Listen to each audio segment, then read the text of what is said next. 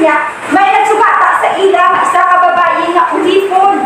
Kasi sila nga dili makausuran, hindi nga babae, sila nga makapakot sa, pwede sa makapakot sa mga palaabuton. Kaya pagod nga siya ginagamhan sa malaot na espiritong makauturan. Kasi sila nga sa nakita niya si Paul o si Silas makauturan.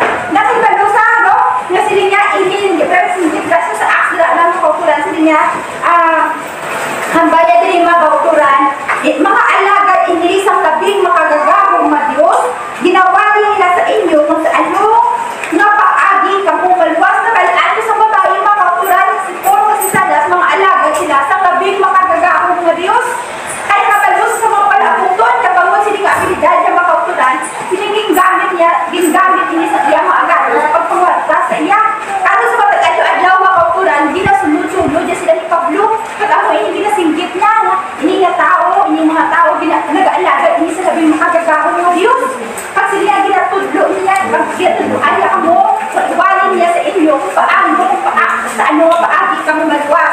Kagano mga kauturan, sila nga, gintakan si Pablo, sa matag-adlaw, yung ginasunod siya ni Pablo, dila mga kauturan.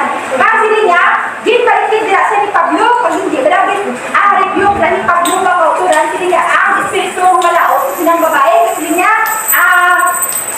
sa ngalan, Jesus, dahil niya, tinidiri mga kauturan, tinakaan si Pablo mga kauturan, kaya balik niya siya,